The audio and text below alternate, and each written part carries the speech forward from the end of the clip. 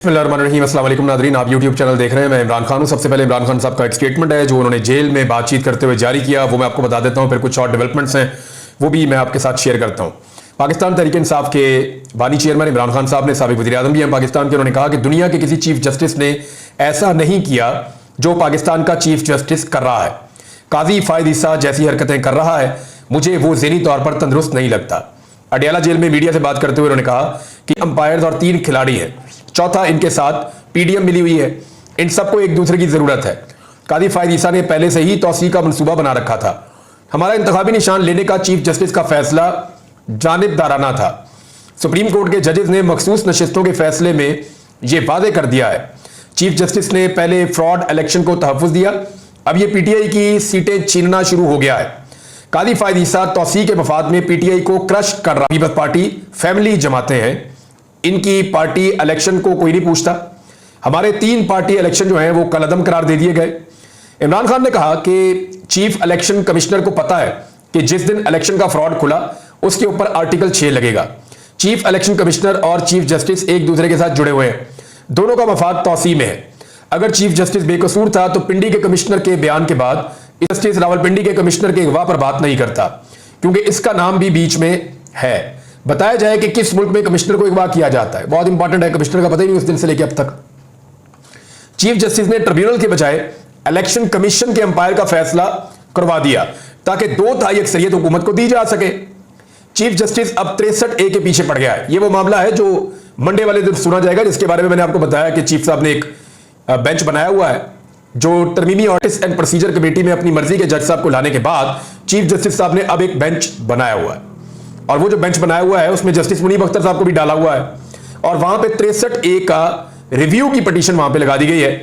अब इमरान खान कहते हैं कि चीफ जस्टिस अब 63A के पीछे पड़ गया है ताकि फ्लोर क्रॉसिंग को जायज करार दिया जा सके और उन्हें तौसीह मिल सके। दुनिया के किसी चीफ जस्टिस ने ऐसा नहीं किया जो पाकिस्तान का चीफ जस्टिस जैसी हरकतें कर रहा है, मुझे वो ज़हनी तौर पर तंदुरुस्त नहीं लगता।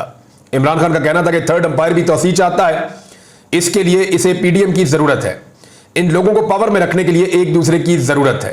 यानी अगर इन सब ने पावर में रहना है, एस्टेब्लिशमेंट के लोगों ने अगर रहना है तो उन्होंने इस पीडीएम को तहफ़्फ़ुज़ देना है, पीडीएम ने रहना है तो उन्होंने उनको तहफ़्फ़ुज़ देना है, और अगर इन दोनों ने रहना है तो इन्होंने अदलिया के अंदर अपने बंदों को तहफ़्फ़ुज़ देना है। इमरान खान साहब का यह मानना है कि यह सारा सिस्टम मिलकर एक दूसरे को तहफ़्फ़ुज़ दे रहा है।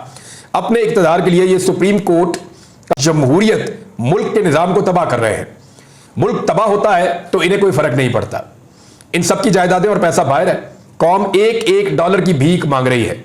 इमरान खान ने कहा कि मुल्क में इखलाकियात का कत्ल हो रहा है, इदारे तबाह हो चुके हैं, उन्होंने हमें एनओसी नहीं देना, मगर हम एहतजाज करेंगे, और अगर एनओसी दिया भी तो उन्होंने हमें शहर से बाहर का देना है, और 6 बजे का वक्त देकर सड़कें ब्लॉक कर देनी, और मीनार पाकिस्तान पर भी एहतजाज करेंगे। कौम को अब पाकिस्तान के लिए बाहर निकलना पड़ेगा। कौम और नौजवानों को कहता हूं कि अपने मुल्क और मुस्तकबिल के लिए निकले। इमरान खान ने मजीद कहा कि 10 लाख लोग मुल्क छोड़कर जा चुके हैं, और SIFC को सरमायाकारी के लिए बनाया गया था, मगर पैसा मुल्क से बाहर जा रहा है। ये अपनी जातियात के लिए मुल्क को तबाह कर रहे हैं, इन्हें कोई फर्क नहीं पड़ता। कल हम लियाकत बाग में भरपूर एहतजाज करेंगे, साहब ने स्टेटमेंट दिया। अलीमा खान साहबा ने भी इमरान खान साहब के एक स्टेटमेंट की तौसीह की, क्योंकि वो इमरान खान साहब से मुलाकात भी करती हैं, तो उन्होंने कहा कि मवेशी मंडियों में जलसे की इजाजत देकर ये लोग इंसानियत की तजलील कर रहे हैं। उन्होंने कहा कि आईनी तरमीम करके ये आइन को मुअत्तल करना चाहते हैं। हमें जमहूरियत और अदलिया की आज़ादी के लिए घरों से निकलना है। जलसा करते हैं, ये बत्तियां बंद कर देते हैं, रास्ते बंद कर देते हैं, ये हर जलसे की इजाजत किसी ना किसी मवेशी मंडी की देते हैं। इनका क्या इजाजत देकर ये इंसानियत की तजलील करते हैं। अब आ जाए जरा इस सिचुएशन पे कि मौलाना फजलुर रहमान साहब कहां खड़े हैं और पाकिस्तान तहरीक इंसाफ कहां खड़ी है। पहले तो आपको एक खबर मैं बता देता हूं, और ये अखूनज़ादा हुसैन अहमद साहब के हवाले से है। अच्छा, वो ये कहते हैं कि मौलाना फजलुर रहमान के साथ जो एक कमेटी बनाई गई है, यानी मौलाना फजलुर रहमान साहब के साथ जो पाकिस्तान तहरीक इंसाफ की आखिरी मुलाकात हुई ना, तो उसमें फजलुर रहमान साहब ने पाकिस्तान तहरीक इंसाफ को कहा कि देखें जी, बात ये थी अपना मुसव्वदा लेकर या अपनी तरामीम या अपनी चीज़ें लेकर, तो हम उनको जवाबन कुछ तो दिखाएं ना अपोजिशन के प्लेटफॉर्म से। ये तो मुमकिन नहीं है कि हुकूमत आए अपनी तजावीज़ लेकर और हमारे पास उनको देने के लिए कुछ ना हो। तो हम भी अपने एक मुसव्वदे पर काम शुरू करते हैं, उन्हीं बुनियादी चीज़ों को लेकर जिन चीज़ों को लेकर हुकूमत भी काम करना चाह रही है। तो जब हम काम करेंगे और हुकूमत को कहेंगे जी हम इसके ऊपर काम कर रहे हैं और ये हमारी चीज़ें हैं, ये आपकी चीज़ें हैं, तो फिर उसके ऊपर बात आगे बढ़ सकती है। हमें एंगेजमेंट के लिए कुछ तो करना पड़ेगा। पॉलिटिकल लोग काम ही नहीं करेंगे और हम कहेंगे हमने तरमीम नहीं करनी, तो हुकूमत उसके अंदर जो है वो हमारे ऊपर इखलाकी तौर पे दबाव डालेगी। तो फजलुर रहमान साहब ने कहा जी एक कमेटी बना लेते हैं, और वो जो है पाकिस्तान तहरीक इंसाफ ने भी कहा जी कमेटी बना लेते हैं। तो अब इन्होंने एक कमेटी बना ली है और इसके अंदर सलमान अकरम राजा समेत कुछ पाकिस्तान तहरीक इंसाफ के वकला थे, और दूसरी तरफ जमीयत उलमा इस्लाम के सेनेटर कामरान मुर्तज़ा पहला इजलास हुआ है और पार्लियामेंट लॉजेस में हुआ, और इन्होंने कहा जी कि आईनी तरमीम का जो पूरा अमल है पहले इन्होंने उसका जायजा लिया और उसके ऊपर इन्होंने तफसीली बहस की, और उन्होंने कहा जी देखिए अब करना क्या है कि जोन सी चीजें बिल्कुल नहीं करनी उनको अलग कर दें, जो चीजें हो सकती हैं आइन के अंदर उनको अलग कर दें, और वो कैसे होनी चाहिए उसके ऊपर फिर हम काम शुरू करते हैं। तो अब पाकिस्तान तहरीक इंसाफ ने और फजलुर रहमान साहब की पार्टी ने अगर ये काम शुरू कर दिया है तो ये फिर ऐसा लगता है कि हुकूमत को एक ट्रक की बत्ती के पीछे लगा देंगे। लेकिन हुकूमत भी दूसरे हफ्ते में पहली प्रायोरिटी है, अक्टूबर के दूसरे हफ्ते में दूसरी प्रायोरिटी है, लेकिन अगर अक्टूबर का तीसरा हफ्ता चढ़ गया तो फिर हुकूमत के लिए बहुत मुश्किल हो जाएगा। तो 15 अक्टूबर से पहले पहले इनको ये आईनी तरमीम करनी है। उसके लिए हुकूमत ने जो अपना बंदोबस्त शुरू किया है, अब कुछ खबरें चलाई जा रही हैं। देखिए मैं आपको एक चीज बताता हूं, सारे लोग ये दावे क्यों करते हैं कि हमारे नंबर पूरे हो गए। देखिए पाकिस्तान तहरीक इंसाफ कल से उनके रहनुमा कह रहे हैं जी हमारे नंबर पूरे हैं, हमारे बंदे हमारे कंट्रोल में हैं, सवाल ही पैदा नहीं होता कि हुकूमत सके। दूसरी जानिब हुकूमत कहती है नहीं जी नहीं, हम भी कोशिश कर रहे हैं और हमारे साथ भी लोग राब्ते में। आज खबरें चलाई गई, आदिल बादशाही के हवाले से खबर चलाई गई, ये बलूचिस्तान से कोयटा से इलेक्शन जीता था पाकिस्तान तहरीक इंसाफ का हमायत याफ्ता उम्मीदवार। बाद में इसका कोयटा में कारोबार आपको पता कोयटा में लोग बहुत मजबूर होते हैं, तो उनके ऊपर जब दबाव आया तो उन्होंने नून लीग ज्वाइन कर ली उस वक्त। अब आदिल बादशाही जो है वो जाकर बैठते हैं हमेशा पाकिस्तान तहरीक इंसाफ के कैंप में, और हमेशा अपने मुंह से वो ये कहता है बंदा कि यार मैं तो पाकिस्तान तहरीक, इन्होंने मुझे जबरदस्ती उठा के डाल दिया नून लीग में। लेकिन जब आप इलेक्शन कमीशन ऑफ पाकिस्तान की वेबसाइट पे जाते हैं तो, या नेशनल असेंबली की आप वेबसाइट पे जाते हैं तो पिछले 6 महीने से ये बंदा उधर ही है। यानी जब आप 214 बंदे पूरे करते हैं हुकूमती इत्तेहाद के तो उनमें आदिल बादशाही शामिल होता है, यानी ये उधर ही होता है हुकूमत वाले कैंप में। लेकिन आज दोबारा खबरें चलवाई गई और ARY पे खबर चलवाई गई और उन्होंने बगैर तस्दीक किए चलवा दी कि इस बंदे ने नून लीग का कैंप ज्वाइन कर लिया है और ये नून लीग का बन गया है। एक तो इस वक्त ये नून लीग का इसलिए नहीं बन सकता कि वो तो टाइम ही चला गया जब ज्वाइनिंग इन्होंने करनी थी, वो तो एक स्पेसिफिक टाइम होता है, ये ज्वाइनिंग बहुत पहले हो चुकी है। और आदिल बादशाही को उसके बकौल जबरदस्ती और चंद सोर्सेज के बकौल दबाव डालकर उससे बयान अल्फी ले लिया गया था और नून लीग के तो उसको शामिल किया गया था। नून लीग के जब 111 बंदे पूरे गिने जाते हैं तो उनमें ये आदिल बादशाही जो है ये बलूचिस्तान से शामिल होता है। इसका बकायदा नाम है, नीचे आप चले जाए एंड पे जाके बंदों में इसका नाम लिखा हुआ है जो इलेक्शन लड़के आए थे बलूचिस्तान से। तो ये इमरान खान का वोट लेकर नून लीग में शामिल हो गया था। मियां साहब को यानी इन्हें शर्म भी नहीं आई इन लोगों को, नून लीग को, मियां साहब को, कि भाई वोट वो इमरान खान का लेकर आ रहा है, ये भी और वसीम कादर भी, और शामिल कर दिया इनको उठा के अपनी जमात के अंदर। यानी मियां नवाज शरीफ की मुखालफत का वोट पड़ा जिन बंदों को, मियां साहब ने उनको भी अपनी पार्टी में शामिल कर दिया। ये जनाब मियां साहब के काम है और ये पाकिस्तान के अंदर इक़्तिदार की सियासत करेंगे। नहीं देखा हुआ, ये सिर्फ इक़्तिदार के दरवाजे पे भीख मांगते रहते हैं हर वक्त खड़े होकर। और नजम सेठी ने इनके पोल बड़े खोले, अभी एक नया पोल खोला है कि मरियम नवाज में और शहबाज शरीफ में जूते पॉलिश करने का मुकाबला कौन जीता। यानी थोड़े दिन पहले अली अमीन गंडापुर साहब ने एक इंकशाफ किया था कि शहबाज शरीफ साहब, मरियम नवाज इस बूट पॉलिश के मुकाबले में आपसे बहुत आगे निकल गई हैं, आप उनका मुकाबला नहीं कर पा रहे, आप हार मान लें। शहबाज शरीफ को यह कहा था अली अमीन गंडापुर साहब ने, वो ऑफ द रिकॉर्ड ऑन है, वो नजम सेठी साहब ने इसके ऊपर एक गवाही दी है। वो गवाही मैं आपको बाद में सुनाता हूं, लेकिन सिचुएशन ये है कि मौलाना फजलुर रहमान साहब के ऊपर क्या पाकिस्तान तहरीक इंसाफ पूरा भरोसा कर सकती है। तो एक बात मैं आपको फिर कह रहा हूं कि जब पाकिस्तान तहरीक इंसाफ ने मौलाना फजलुर रहमान साहब पे पूरा भरोसा किया तो उस वक्त समझे पाकिस्तान तहरीक इंसाफ ने डेथ वारंट पे साइन कर दिए। उसकी वजह यह है कि एक इतला यह भी है कि फजलुर रहमान साहब को जब आखिरी मरतबा पैगाम पहुंचाया गया था, बहुत ऊपर से जो पैगाम आया था, साहब ने यह कहा था कि जी बाकी नंबर तो पूरे कर लें आप, यानी मेरे पास तो आप तब आए जब आपके अपने बाकी नंबर पूरे हो, जब आपके नंबर पूरे हो जाए तो फिर मैं आपको मायूस नहीं करूंगा। वहां पे भी एक छोटा मोटा आसरा मौलाना साहब ने दिया हुआ है। तो आप अभी कुछ कह नहीं सकते कि होगा क्या। अभी मौलाना साहब अपने 8 बंदों समेत और 5 सेनेटर समेत हुकूमत के कैंप में भी जा सकते हैं, थोड़ी बहुत तरमीम करवा के, आईनी तरमीम के अंदर कुछ तब्दीलियां करवा के। लिहाजा अपने तमाम MNAs को अपने कंट्रोल में रखें, अपने तमाम सेनेटर्स को अपने कंट्रोल में रखें। चंद सेनेटर्स के नाम भी आ रहे हैं मार्केट में और चंद ऐसे MNAs हैं जिन्होंने बयान हल्फी नहीं दिया पाकिस्तान तहरीक इंसाफ को। उनमें रियाज फतेहाना साहब हैं, उस्मान चौधरी साहब हैं, ज़हूर कुरैशी साहब हैं, उनमें औरंगजेब खिच्ची साहब हैं, उनमें ब्रिगेडियर असलम घुम्मन साहब हैं। ये 5 बंदे बहुत इंपॉर्टेंट हैं। लेकिन एक हुकूमत को भी सरप्राइज मिलने वाला है और हुकूमत के लिए 2 बंदे ऐसे होंगे जो हुकूमत के नंबर्स के अंदर आ रहे हैं, यानी अभी तक वो 214 हैं, एक उनको मखसूस नशिस्त मिलने वाली है, 215 हो जाएंगे। लेकिन जब उनका स्पीकर वोट नहीं डालेगा वो वापस 214 वोट हो जाएंगे उनके, तो उनको 10 सीटें मजीद चाहिए होंगी।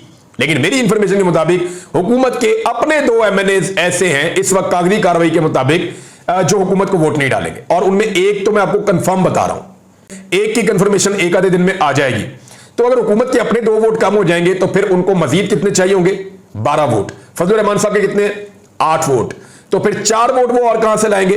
तो 4 वोट जो वो और लेकर आएंगे, तो मैंने आपको 5 बंदे बताए पाकिस्तान तहरीक इंसाफ के जिन्होंने बयान हल्फी नहीं दिया, सारा का सारा दारोमदार इन 5 बंदों पे आ जाएगा।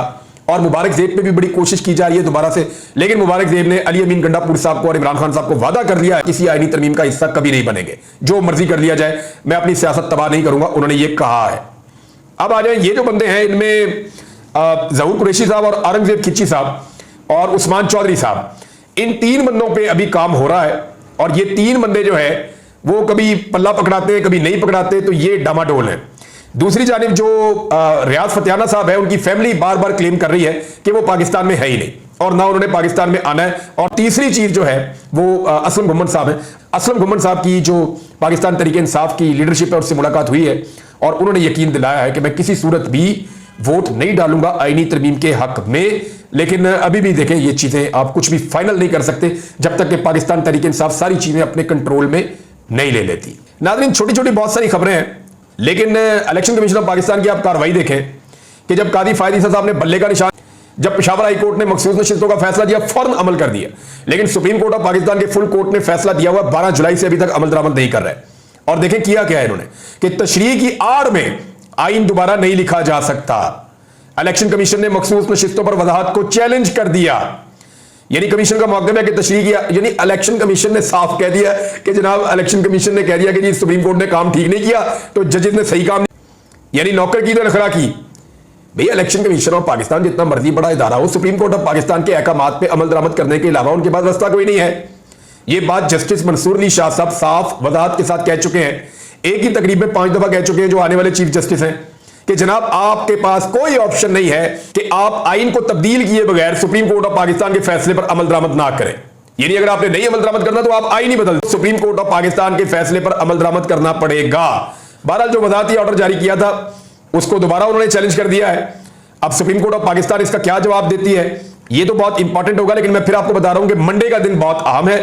पाकिस्तान तहरीक इंसाफ के कॉल के ऊपर और बुकला की कॉल के ऊपर एक एहतजाज हुआ सुप्रीम कोर्ट ऑफ पाकिस्तान के बाहर। बुकला वहां पे पहुंचे लेकिन बहुत बड़ी तादाद नहीं थी। ये एक टोकन प्रोटेस्ट है जो प्रोटेस्ट का आगाज है। खवातीन भी बहुत थोड़ी हमला है। 63A के मामले के ऊपर भी काजी साहब कार्रवाई करने जा रहे हैं और जो कुछ भी इस वक्त सुप्रीम कोर्ट ऑफ पाकिस्तान में हो रहा है उसके खिलाफ बुकला इकट्ठे हुए और बहुत कम तादाद में इकट्ठे हुए क्योंकि हामिद खान साहब मौजूद नहीं थे। हामिद खान साहब हमेशा अनाउंस करते हैं एक तहरीक का, लेकिन फिर वो गायब हो जाते हैं, वो कहीं नजर नहीं आ रहा है। हालांकि उन्होंने एक एक्टिविटी लाहौर में बहुत अच्छी की थी, लेकिन पाकिस्तान तहरीक इंसाफ के लोग उनसे मायूस हो जाते हैं बार बार। लेकिन हमें मानना पड़ेगा कि लॉयल कम्युनिटी का एक बहुत बड़ा नाम है और अगर वो अपनी पूरी मेहनत के साथ और अपनी पूरी एफर्ट के साथ एक तहरीक का हिस्सा बने तो वो तहरीक को आगे ले जाने की कैपेसिटी भी रखते हैं। वुकला के अंदर वैसे काफी ज्यादा वुकला चार्ज है, वुकला एहतजाज करना भी चाहते हैं, लेकिन उन्हें लीड कौन करेगा, मामला आगे कैसे बढ़ेगा, ये अभी चीजें आहिस्ता आहिस्ता आपके सामने आएंगी। लेकिन एहतजाज का सिलसिला सुप्रीम कोर्ट ऑफ पाकिस्तान के बाहर बहरहाल शुरू हो गया है पंजाब। और ये खबर भी बड़ी इंटरेस्टिंग है। यहां पे एक ब्यूरोक्रेट जो है उसने एक व्हाट्सएप ग्रुप के अंदर कह दिया कि मौजूदा हालात में नून लीग से मजीद हुकूमत करवाना थके हुए खुसरे से डांस करवाने के मुतरादिफ है। यानी वो पहले ही थका हुआ, आप उसको फिर आप उसे नचा रहे हैं, उसे डांस करवा रहे हैं। इसके बाद जो है वो उसको शोकाज नोटिस जारी कर दिया गया ऑफिसर को कि जी आपने व्हाट्सएप के अंदर ऐसी बात क्या की। यानी अब किसी मजाक को भी या किसी ऐसी हुकूमत की औकात के बारे में बात तो काफी मिलती जुलती की है उन्होंने कि इस वक्त इनके पल्ले कुछ नहीं है। मियां नवाज शरीफ साहब ने कहा था ना कि पल्ले नहीं तेला ते कर दी मेला मेला, तो यही हिसाब है इस वक्त इस हुकूमत का। और जैसे IMF से इन्होंने भीख ली है और उसके नतायज जो आने वाले दिनों में आपके सामने आएंगे, अभी रिपोर्टें आ रही है, मैं आपके साथ उन चीजों को शेयर करूंगा।